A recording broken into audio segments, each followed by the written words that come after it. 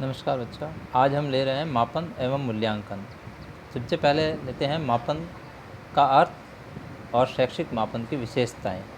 हम अपने दैनिक जीवन के प्रत्येक क्षण और अपने चारों ओर हो रहे परिवर्तनों के प्रति सजग रहते हैं तथा उन प्रत्येक परिवर्तनों का मात्रात्मक आकलन करते रहते हैं जो हमें किसी न किसी प्रकार प्रभावित करते हैं। शिक्षा सतत गत्यात्मक प्रक्रिया है और इसमें जुड़े प्रत्येक व्यक्ति, छात्र, अभिभावक, अध्यापक, प्रशासक तथा नीति निर्माता सदैव किसी न किसी रूप में शिक्षा की चुनौतियां, समस्याएं और समाधान के प्रति चिंतित रहते हैं। किसी भी समस्या के संबंध में तथ्यात्मक जानकारी के अभाव में कोई भी निर्णय त्रुटिपूर्ण हो सकता है। अतः समस्या के विभिन्न पहलुओं से संबंधित सूचना की पर्याप्तता, संदर्भ तथा उपयुक्तता इस समस्या के समाधान हेतु प्रथम तथा अपरिहार्य आवश्यकता है। सूचनाओं को वस्तुनिष्ठ, विश्वसनीय और वैध तरीके से प्राप्त करने के लिए हमें मापन का सहारा लेना पड़ता है। एसएस स्टीवेंस के अनुसार मापन के स्वीकृत नियमों के अनुसार वस्तुओं को अंक प्रदान करने की प्रक्रिया है, अर्थात मापन का स्वरूप अंकित है। जी.सी. हेल्मस्टेड के अनुसार मापन को किसी व्यक्ति या वस्तु में निहित किसी विशेषता की मात्रा का अंकित वर्णन प्राप्त करने की प्रक्रिया के रूप में परिभाषित किया गया है, अर्थात मापन का स्वरूप मात्रात्मक है और यह एक प्रक्रिया है।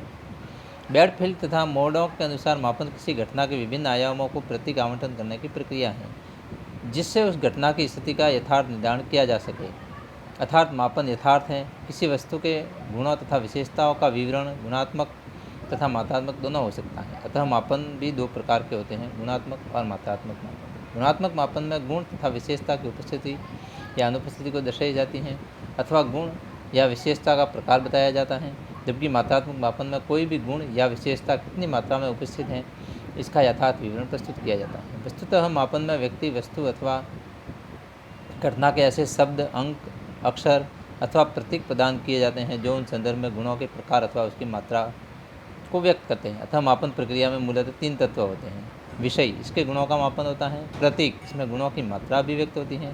नियम या मान्यता, इसके आधार पर मात्रा व्यक्त होती है।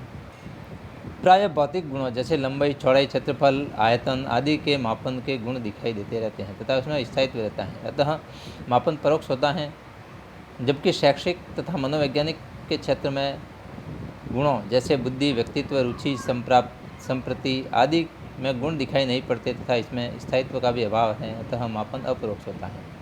शैक्षिक मापन बहुत ही चुनौतीपूर्ण तथा अस्थायी होता है क्योंकि लक्षण दिखाई नहीं देते।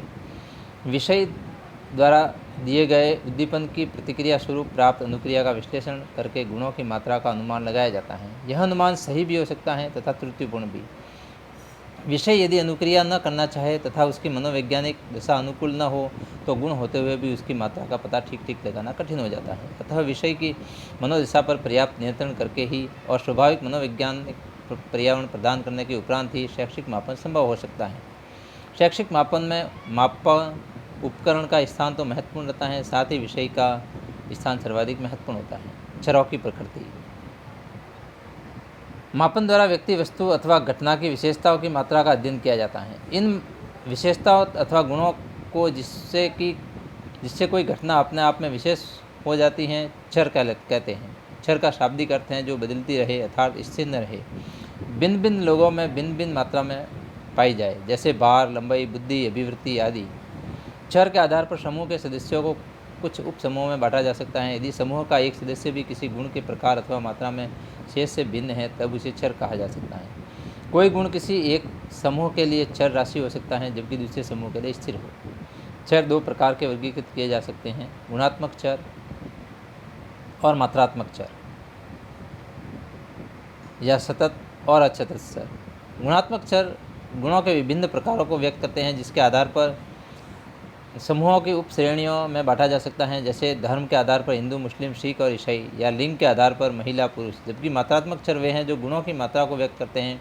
समूह में प्रत्येक व्यक्ति में इसका परिमाप भिन्न भिन्न होता है, जैसे प्राप्तांक, बुद्धि, लब्धि, आय आदि। इसमें लंबाई तथा बाहर में एक बिंदु से दूसरे बिंदु के बीच कोई मान संभव है, अतः ये सतत क्षर कहलाते हैं। जबकि परिवार में सदस्यों की संख्या 3 या 4 ही संभव है, बीच का मान 3.5, 3.8 नहीं, अतः ऐसे क्षर असतत क्षर कहलाते हैं। असतत्व क्षर में प्रयुक्त संख्या यथार्थ संख्या होती हैं, जबकि सतत स्वर में प्रयुक्त संख्याएं निकटस्थ प्रकृति की होती हैं। मापन के स्तर।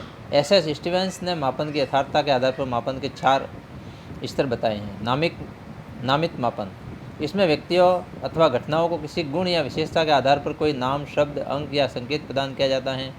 इनमें कोई क्रम या अंतर संबंध निहित नहीं रहता, अतः यह एक गुणात्मक मापन है तथा प्राप्त मानों या संकेतों में से कोई भी गणितीय संक्रिया जैसे जोड़, घटाना, गुणा, भाग आदि संभव नहीं है। गुणों के आधार पर मात्रा भिन्न समूहों या उप समूहों की रचना की जाती है, जैसे शहरी, ग्रामीण, कला, विज्ञान, वाणिज्य आदि। क्रमिक मापन। यह मापन गुणों की मात्रा के आधार पर आकार पर आधारित होता है, जिस कारण विभिन्न श्रेणियों या उप समूहों में एक निश्चित क्रम होता है। वर्गों को कोई नाम या प्रतीक प्रदान करते हैं, जैसे योग्यता के आधार पर श्रेष्ठ, औसत, कमजोर, प्रथम, द्वितीय, तृतीय अथवा फेल आदि। क्रमिक मापन की नामित मापन के भांति गुणात्मक मापन है। इसमें प्रत्येक समूह में सदस्यों की संख्या ज्ञात की जाती है, किंतु गणितीय संक्रियाएं संभव नहीं है। अंतरिक्ष मापन। यह मापन गुणों की मात्रा पर आधारित होता है। गुणों की मात्रा इस प्रकार श्रेणीबद्ध किया जाता है कि प्रत्येक उप श्रेणी में अंतर समान रहता है। शैक्षिक, सामाजिक, मनोवैज्ञानिक चरों का मापन अंतरिक्ष पैमाने पर ही किया जाता है। इन इकाइयों में शून्य का अर्थ परम शून्य या पूर्ण गुण विहीनता नहीं होता है। अंतरिक्ष मापन में प्राप्त अंकों के साथ जोड़ तथा घटाना तो संभव है, किंतु गुणा या भाग संभव नहीं है। जैसे ग्रेडिंग में ABCD या 100, जैसे 10 से 20, 20 से 40, 40 से 60, 60 से 80, 80 से 100 ये ग्रेडिंग है। या ABCD में भी बांटा जा सकता है इसको। जैसे 10 से 20 नंबर हैं तो E, 20 से 40 नंबर है तो D ग्रेड, 40 से 60 नंबर है तो C ग्रेड, 60 से 80 के बीच में है तो B ग्रेड और 80 से 100 के मतलब A ग्रेड। इस प्रकार ग्रेडिंग में बांटा जा सकता है। अनुपातिक मापन। यह सर्वाधिक परिमार्जित मापन है। इसमें अंतरिक्ष मापन के लक्षणों के साथ परम शून्य में निहित होता है। शून्य का अर्थ अस्तित्व विहीनता होता है। अनुपातिक मापन में प्राप्त मापों की अनुपातिक तुलनीयता है। यह मापन परिणामों का अनुपात के रूप में व्यक्त करता है। अधिकांश भौतिक चरों का मापन अनुपातिक स्तर का होता है। अनुपातिक मापन कल्पित शून्य न होकर वास्तविक तथा परम शून्य होता है तथा प्राप्त परिणामों में जोड़, घटाना, गुणा, भाग सभी गणितीय संक्रियाएं संभव हैं। मापन और मूल्यांकन।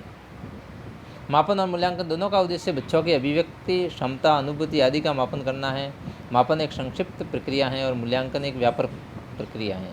यानी मूल्यांकन के अंदर मापन आता है, मापन मूल्यांकन के अंदर निहित है, क्योंकि मूल्यांकन एक व्यापक प्रक्रिया है, जबकि मापन एक संक्षिप्त प्रक्रिया है। मूल्यांकन किसी भी शैक्षणिक कार्यक्रम में किसी भी पक्ष या विपक्ष में विषय में सूचना एकत्र करना, विश्लेषण करना और व्याख्या करना। सीसी रोज के अनुसार मूल्यांकन का प्रयोग बच्चे के संपूर्ण व्यक्तित्व तथा किसी भी समुचित परिस्थितियों की जांच प्रक्रिया के लिए किया जाता है। क्वालेन और होन्ना के अनुसार विद्यालय में हुए छात्र के व्यवहार परिवर्तन के संबंध में प्रदत्त आंकड़ों के संकलन तथा उसकी व्याख्या करने की प्रक्रिया को मूल्यांकन कहते हैं। एडम्स के अनुसार मूल्यांकन करना किसी वस्तु या प्रक्रिया के महत्व को निर्धारित करता है। JW राइनस्टीन के अनुसार मूल्यांकन में शिक्षा कार्यों में बल दिया जाता है और व्यापक व्यक्तित्व से संबंधित परिवर्तनों पर भी विशेष रूप से ध्यान दिया जाता है। दांडेकर मूल्यांकन हमें बताता है कि बालक ने किस सीमा तक किन उद्देश्यों को प्राप्त किया है। मूल्य निर्धारण में छात्र को बताया जाता है कि उसके अंकों के आधार पर सभी छात्रों के मध्य उसका रैंक कहाँ पर है। अतः मूल्यांकन के अंतर्गत छात्र व्यवहार का परिणात्मक तथा गुणात्मक व्यवहार का अध्ययन एवं उसके मूल्य निर्धारण की प्रक्रिया मूल्यांकन कहलाती है। मूल्यांकन की परिभाषा। क्विलिन व हन्ना के अनुसार मूल्यांकन की परिभाषा छात्रों के व्यवहार में विद्यालय द्वारा लाए गए परिवर्तनों के विषय में प्रमाणों के संकलन और उसकी व्याख्या करने की प्रक्रिया ही मूल्यांकन है। M.N. डंडेकर के अनुसार मूल्यांकन क्या है? मूल्यांकन की परिभाषा एक व्यवस्थित रूप से की जा सकती है जो इस बात को निश्चित करती है कि विद्यार्थी किस सीमा तक उद्देश्य प्राप्त करने में सफल रहा। यानी किसी एक उद्देश्य को लेकर किसी एक विषय को लेकर वो मूल्यांकन कहलाता है, जबकि मापन संपूर्ण होता है। रैडम और गेज के अनुसार मूल्यांकन में व्यक्ति या समाज या दोनों की दृष्टि से अच्छा है अथवा वांछनीय है उसको मानकर चला जाता है। टार्गेन और एडम्स के अनुसार मूल्यांकन का अर्थ है किसी वस्तु या प्रक्रिया का मूल्य निश्चित करना। इस प्रकार शैक्षिक मूल्यांकन से तात्पर्य शिक्षण प्रक्रिया तथा सीखने की क्रियाओं से उत्पन्न अनुभवों की उपयोगिता के बारे में निर्णय देना। कोठारी कमीशन ने इस प्रकार मूल्यांकन की परिभाषा बताई है कि मूल्यांकन एक क्रमिक प्रक्रिया है जो संपूर्ण शिक्षा प्रणाली का एक अंग है जो शिक्षा के उद्देश्य से घनिष्ठ रूप से संबंधित है। मापन। मापन नियमानुसार वस्तु या घटनाओं की संख्या प्रदान करना है। ये कहाँ है? कार्ली क्लासमेर और गुडविन के अनुसार शैक्षिक मापन विद्यार्थी अधिगम, शिक्षण, प्रभावशीलता या किसी अन्य शैक्षिक पक्ष की मात्रा, विस्तार और कोटि के निर्धारण से संबंधित हैं। मूल्यांकन के उद्देश्य। मूल्यांकन के उद्देश्य भी मापन तथा एवं मूल्यांकन के पूर्व वर्णित संकल्पना से इसके उद्देश्य स्पष्ट हो जाते हैं। फिर भी इसमें शैक्षिक मापन तथा मूल्यांकन के कुछ उद्देश्य इस प्रकार हैं कि ज्ञान की जांच एवं विकास की जानकारी, विद्यार्थी निर्धारित पाठ्यक्रम से उद्देश्यों की प्राप्ति किस सीमा तक प्राप्त कर लिए हैं, इससे उसका विकास किस सीमा तक हुआ है, विकास में बाधक तत्व कौन कौन से हैं इत्यादि, इनकी जानकारी है इसका प्रमुख उद्देश्य है। अधिगम की प्रेरणा। मापन और मूल्यांकन द्वारा अधिगम को प्रेरित किया जाता है और पूर्व निर्धारित उद्देश्य तक पहुँचने का प्रयास किया जाता है। यानी ज्ञान की जांच हम करते हैं और बालक को विकास कितना हुआ है, बालक ने कितना विकास किया, ये हम जानकारी प्राप्त करते हैं। और बालक को अधिगम करने की प्रेरणा, यानी बालक को सीखने की प्रेरणा मिलती है। जब बार बार मूल्यांकन किया जाता है तो बालक को सीखने की प्रेरणा मिलती है। व्यक्तिगत विभिन्नताओं की जानकारी। व्यक्तिगत विभिन्न यानी बालक, कौन सा बालक पढ़ने में अच्छा है, कौन सा बालक कमज़ोर है, इन व्यक्तिगत विभिन्नताओं की जानकारी भी मापन और मूल्यांकन के माध्यम से मिलती हैं। और पारस्परिक भिन्नता की जानकारी मिलती है, उसके शारीरिक मनोवैज्ञानिक गुण दोषों का भी पता चलता है इससे। निदान। मापन और मूल्यांकन का प्रमुख उद्देश्य विद्यार्थियों में कमज़ोर क्षेत्रों की पहचान करके उसे आगे बढ़ने में मदद, यानी छात्र किस क्षेत्र में कमज़ोर हैं हमें ये उससे पता चलता है और फिर हम उससे पहचान करते हैं और फिर उनको आगे बढ़ने में मदद भी कर सकते हैं। शिक्षण की प्रभावशीलता ज्ञात करना, यानी हमने क्या पढ़ाया है तो हमारा कितना प्रभाव रहा है, उस शिक्षण विधियों की प्रभावशीलता का आकलन किया जाता है। पाठ्यक्रम में सुधार। मापन और मूल्यांकन का उद्देश्य पाठ्यक्रम की उपादेयता की जाँच करके उसमें उपयोगिता को बढ़ाने के सुधार, यानी जो पाठ्यक्रम है वो किस प्रकार का है और इससे बालक क्या सीखता है, इसमें सुधार किया जाए, इसमें सुधार किया जा सकता है। चयन। मापन और मूल्यांकन का एक प्रमुख उद्देश्य उपयोगी पाठ्यपुस्तकों और आवश्यकताओं व योग्यता अनुरूप विद्यार्थियों का चयन करने में सहायता प्रदान, यानी हम कौन सी पाठ्य पुस्तकों का चयन कर रहे हैं, वो अच्छी हैं या नहीं है, और आवश्यकता के अनुसार विद्यार्थियों का भी चयन हम कर सकते हैं कि कौन सा बालक किस में रुचि रखता है, किस में अच्छा है, किस में कमज़ोर हैं, ये सारे हम चयन कर सकते हैं। शिक्षण सहायक सामग्री की उपादेयता की जानकारी। मापन और मूल्यांकन की सहायता से शिक्षण सहायक सामग्री की उपादेयता की जाँच हेतु जाँच करते हुए सुधार किया जाता है। और वर्गीकरण। छात्रों को मापन तथा मूल्यांकन की सहायता से अच्छे, औसत, खराब के रूप में भी हम वर्गीकृत कर सकते हैं कि छात्रों का अलग अलग वर्गीकरण हम कर सकते हैं। निर्देशन। मापन और मूल्यांकन का उद्देश्य छात्रों को व्यवसाय, शिक्षा इत्यादि के लिए भी निर्देशन प्रदान करना है।